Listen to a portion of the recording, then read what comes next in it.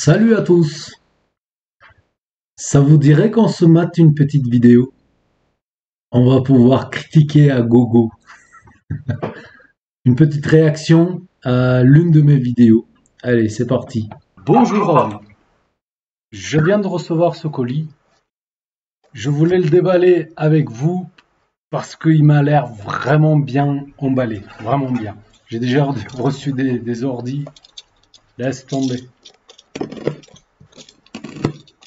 Lui, il se permet de critiquer. Nous aussi, on pourrait du coup. Qu'y a-t-il là-dedans? Ah, et voici ce qu'il y avait dans le carton. On m'a envoyé uniquement la carte mère avec le fil d'alimentation, quand même. Vous allez comprendre pour la suite. L'état de l'IPROM.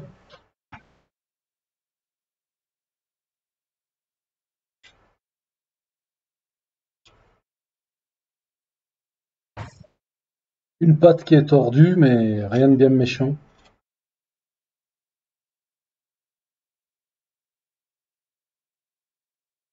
C'est censé aller comme ça.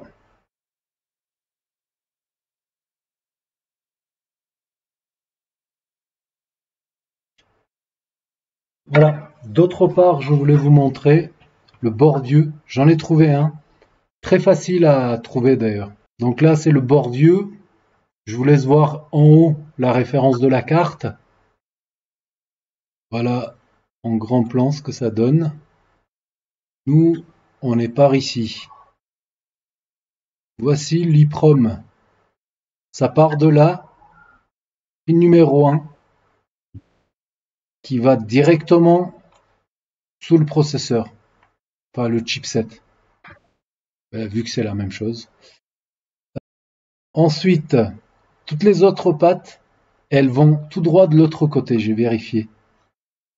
Je fais l'autre côté. Voilà, là, ça vient ici. Ensuite, patte numéro suivante. Voilà, tout va de l'autre côté, sauf la masse, bien entendu. La masse, on peut la prendre de n'importe où. Ça, c'est pas un souci.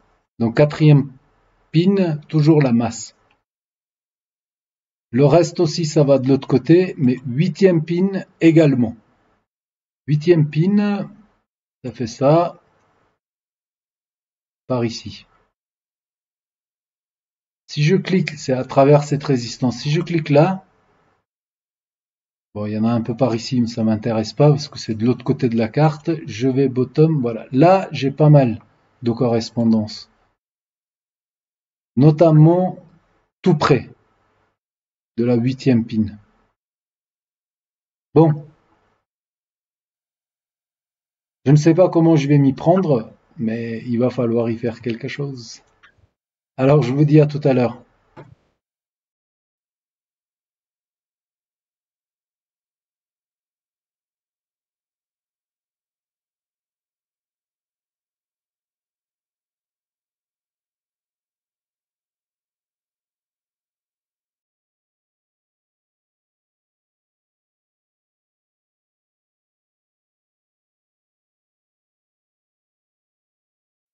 Là, c'est la masse.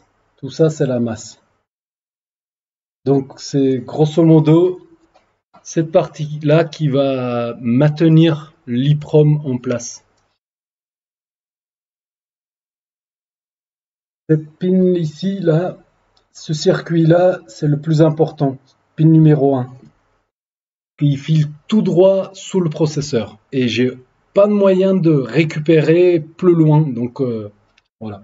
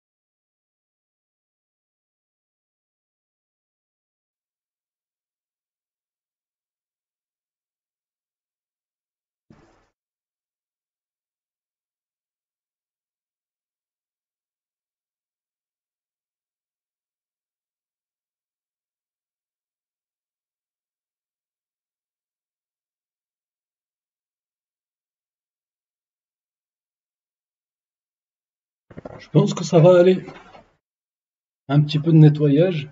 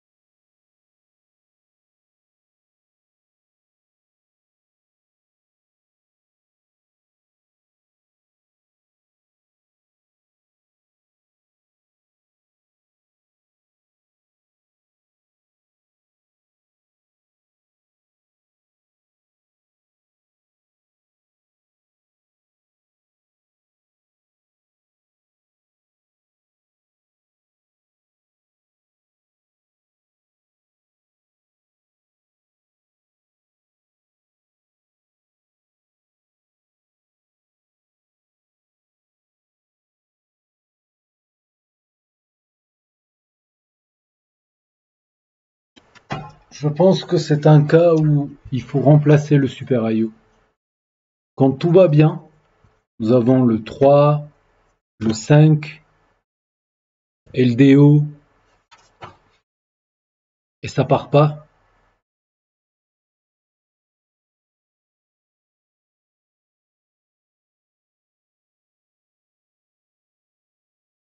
« 29 degrés. Il est un poil plus chaud que le Super IO, j'ai l'impression.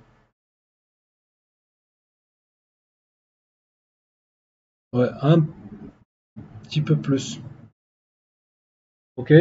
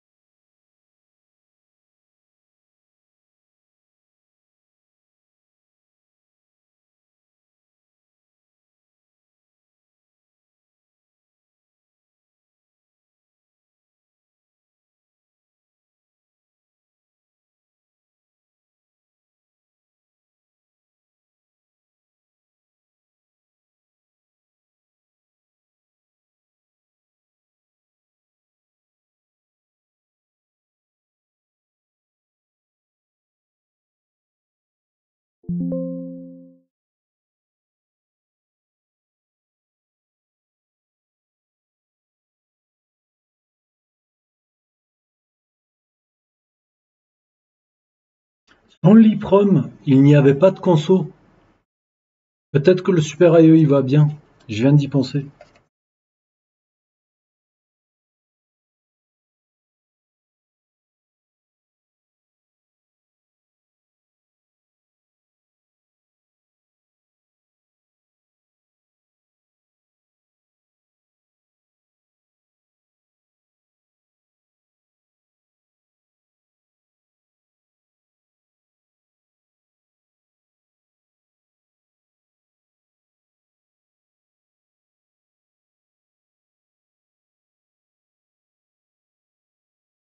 La conso n'est pas la même.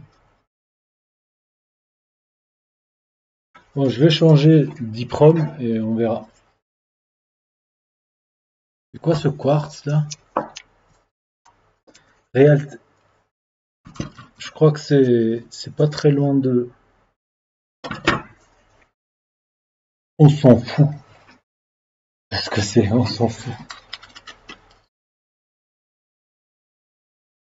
Nous sommes après le week-end. Non, après la pause. Vous n'avez pas du mal à me suivre parfois? Je vous demande ça parce que j'ai moi-même du mal à me suivre parfois. Je ne vais pas ressouder le même EEPROM, même s'il a l'air bon, parce que les circuits sont fragiles. Autant partir avec un EEPROM propre. Le temps que j'en trouve un, j'ai le programme, je vais programmer l'EEPROM, ressouder, tester. À tout à l'heure. Ça fait déjà une longue vidéo. Il y a 58 minutes ici, et je crois qu'il y a eu des petits bouts avant aussi. Ouais, oui, il y en a eu. Un, deux, trois petits bouts. Alors à tout à l'heure. Reprogrammation.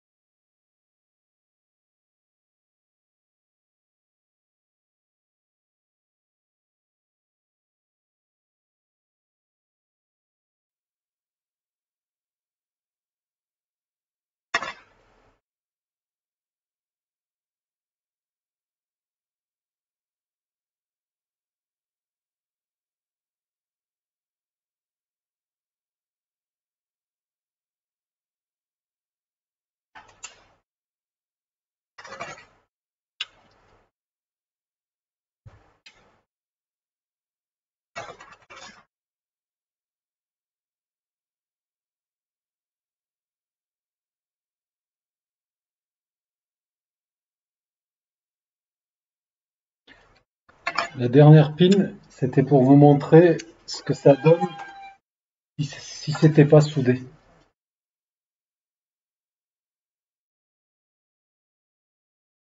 Vous croyez que cette fois-ci,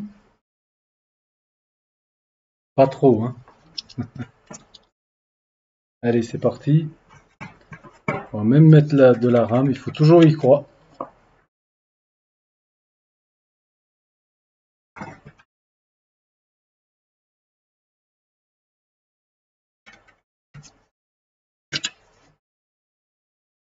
Attention.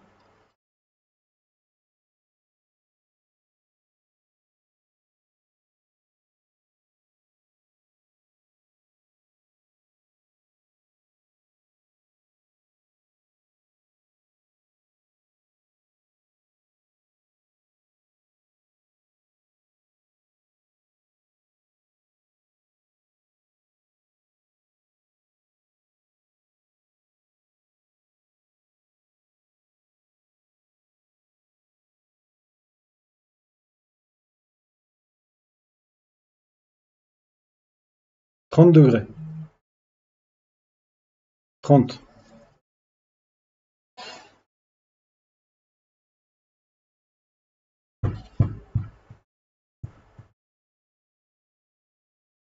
C'est le super Ayo. C'est le super Ayo qui fait ça. Parce que il y a 4 pins, je crois, qui vont, 4 circuits qui vont direct au super Ayo. Alors, comme vous le savez, j'ai une façon légère de raconter les choses, en rigolant, etc. Mais ce que je raconte, ça a de l'importance. Sur ce coup-là, j'ai fait une toute petite erreur, et voilà où ça nous a amené.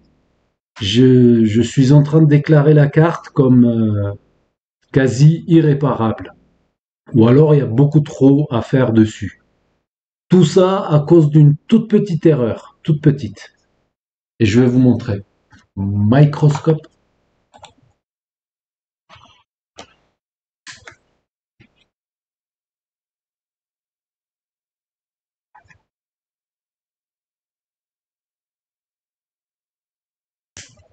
Voilà la petite modif que j'ai faite aujourd'hui.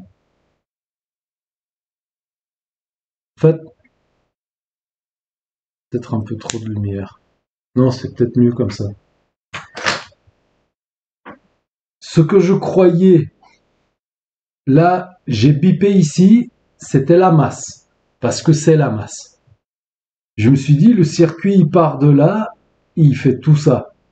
Tout ça, c'est la masse également. Mais ce n'était pas le cas.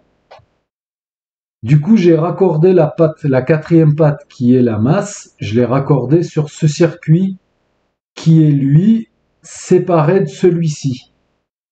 Donc aujourd'hui, quand je me suis remis sur la carte, je suis venu, j'ai fait biper, on va faire biper d'ailleurs. Voilà. D'un côté, je me mets à la masse, l'autre côté, ici.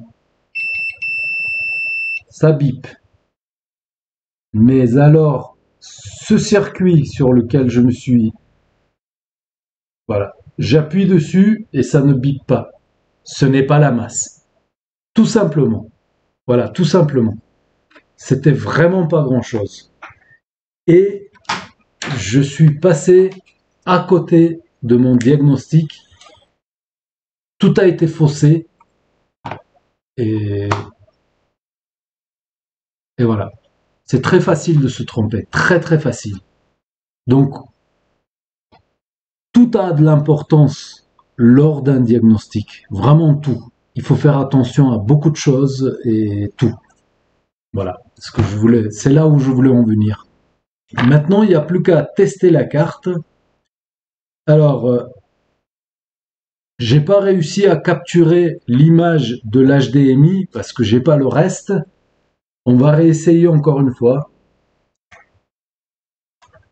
Je débranche le microscope. Je viens, je me raccorde ici. Et on va le faire. On va faire le test ensemble. Nous avons déjà 19. 4,5 ampères, ça devrait aller.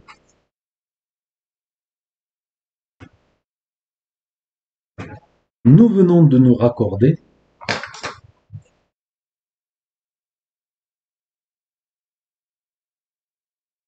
Ça a tourné. On a la lumière. Et la cons... Je refais. Je refais parce que la caméra, elle a planté. Ce n'est pas ce qui est... Là, c'est figé. D'accord, Alim. Je vais pas couper la vidéo. Voilà, là on est bon. Voilà la conso. Quand j'ai vu cette conso, j'ai compris que la carte, elle s'était remise à fonctionner. Mais je suis pas sûr qu'on va avoir de l'image. C'est mon capteur de HDMI qui a un souci.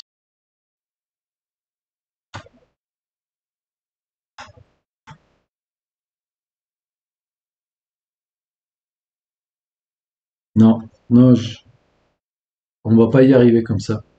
Il me faut un écran. Je me suis raccordé à mon écran et ça a fonctionné. Je coupe, je me raccorde, puisqu'il n'y avait pas la lime. L'image était figée.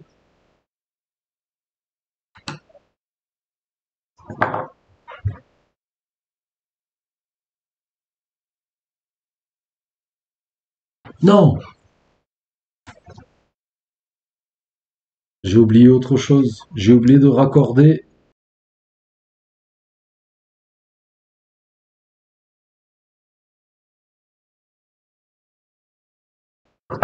On y va.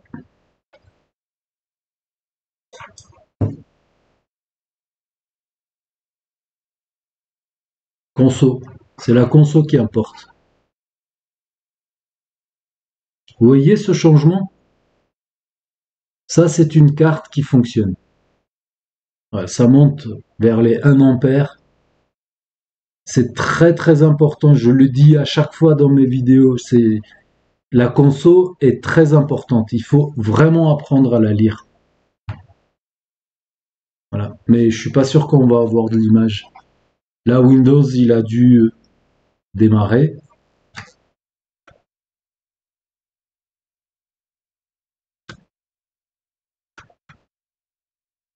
Non, pas d'image.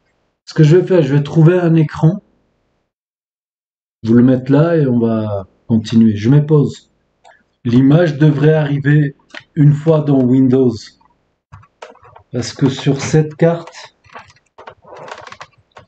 l'image n'est pas envoyée directement sur l'HDMI. Je crois que c'est mon câble qui va pas, mon HDMI. On recommence. Je viens de raccorder le VGA.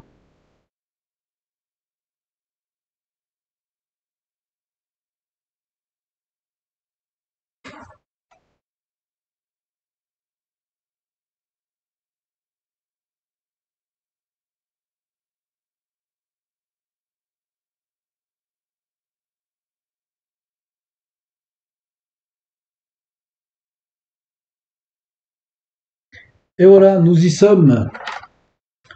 Je vais raccorder une souris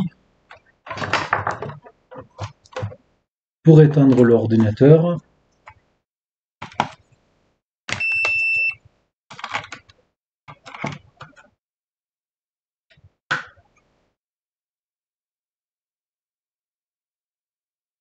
C'est pas très pratique quand même, hein.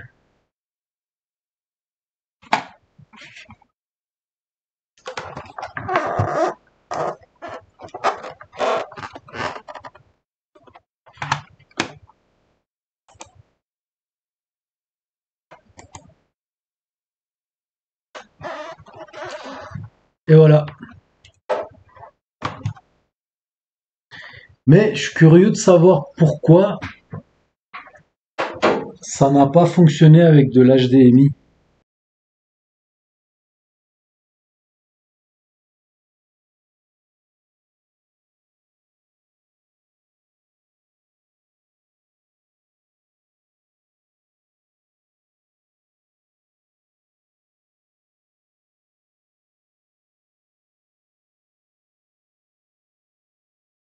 Nous sommes raccordés.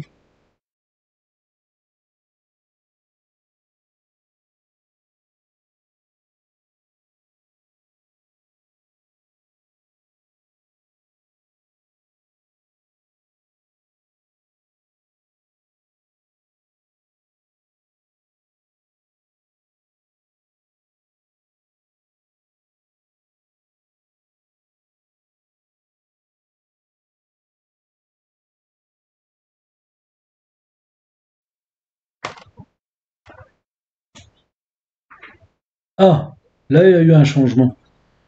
Donc là je vais venir débrancher le VGA.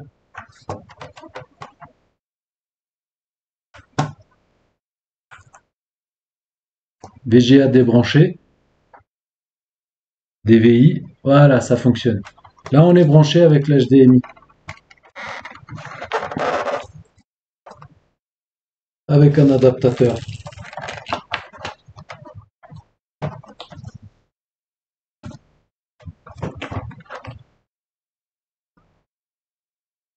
Voilà, ça fonctionne. La souris. J'essaie de tout montrer pour ceux qui sont un petit peu sceptiques. Voilà, la souris.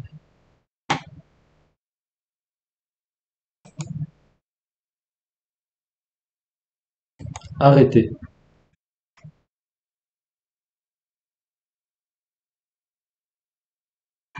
Je vais relancer une dernière fois la carte. Carte relancée. Et là, on n'a que l'HDMI. Voilà, Acer. Tout à l'heure, ça n'a pas fonctionné, je sais pas pourquoi. Et ça tourne.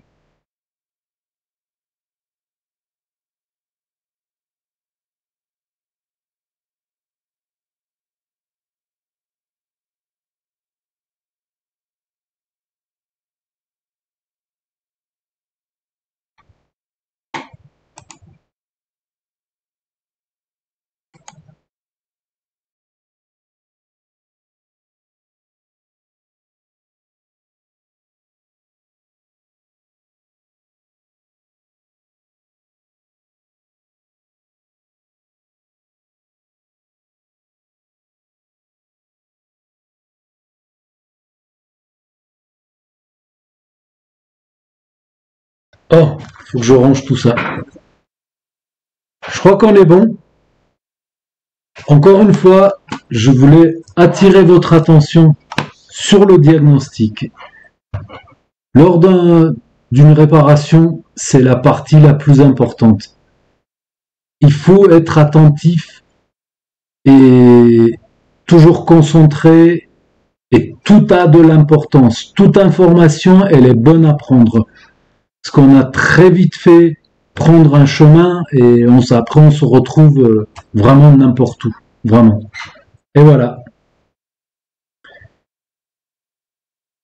Je crois que je vais arrêter là. Si vous avez aimé la vidéo, mettez un like. Et je vous dis à bientôt sur d'autres vidéos. Ciao.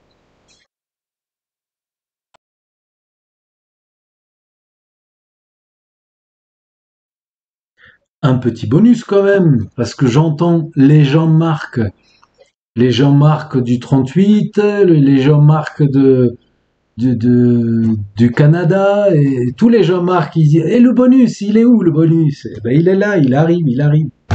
Alors, le circuit que je croyais la masse, qui finalement n'en est pas, m'arrangeait beaucoup parce que c'est lui qui maintenait l'IPROM en place. Or là, il tient quand même, il tient quand même. Entre-temps, je me suis commandé, c'est pas pour faire de la pub, je me suis commandé de la colle à UV. J'ai la lampe, j'ai tout ce qu'il faut. Mais, je vais vous montrer. Je pense que l'IPROM, il tient suffisamment en place. C'est juste la quatrième patte qui est la masse. Il faut que je revoie un petit peu, mais je pense que ça va le faire. Microscope.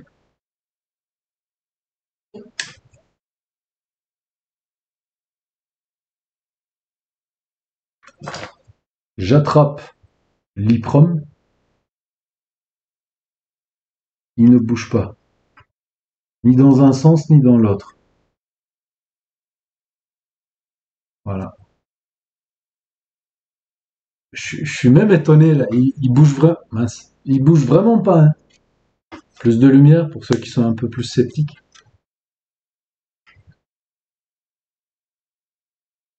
Voilà. Dans l'autre sens. Non. Pour moi, ce n'est pas la peine de se lancer dans la colle à UV. Par contre, cette patte-là, il faudrait que je la soulève encore un peu. C'est dingue, les deux là, ils ne sont pas soudés parce qu'il n'y a plus rien sur quoi se souder. Donc il y a celle-ci. Là, il faut que j'enlève l'étain et je vais coller quelque chose pour protéger, pour pas que ça touche. Et je pense qu'on est bien. Hein.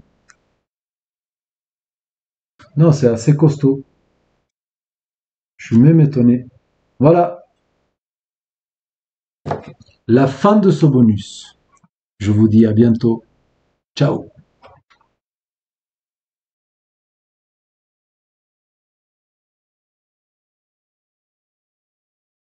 Bonus numéro 2.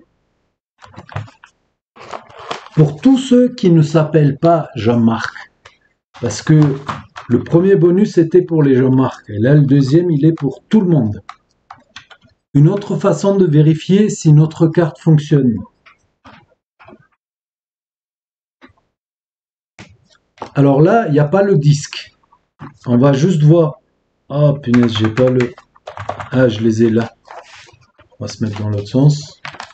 Comme ceci. Pour les lumières. C'est comme ça qu'on peut savoir si l'ordi fonctionne ou pas. On n'a pas le disque, donc j'aimerais surveiller la console, comment la carte réagit en l'absence de toute source de démarrage. Toute OS, quoi. Enfin, voilà. On met en route. Ça a tourné un peu, on a la lumière, oui. J'ai pas vu le début. 550 milliampères. Et ça reste bloqué.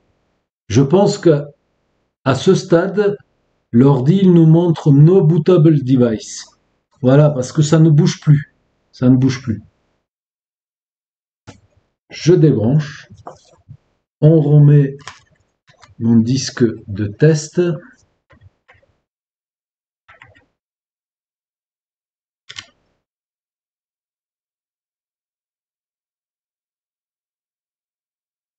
C'est bizarre leur vis quand même. Hein. Et voilà comment c'est fait. Il y a tout qui arrive. Bon, d'un autre côté, c'est pas mal. Si notre SSD, notre M2, il est plus court, donc on peut le placer n'importe où.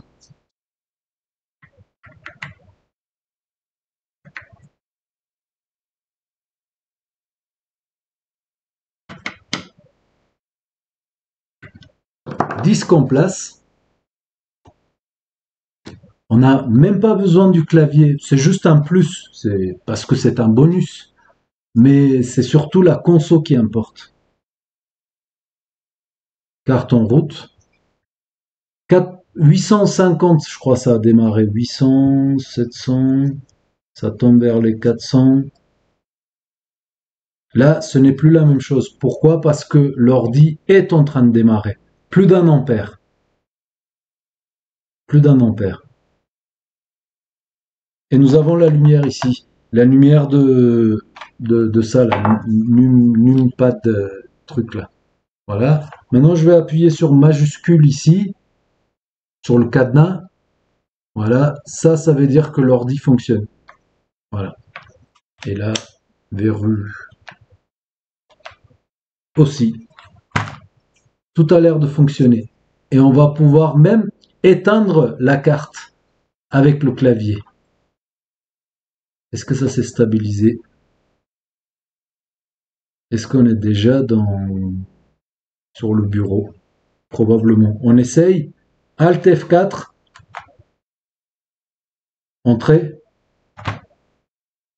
Oui, c'est bon, ça a fonctionné. Voilà.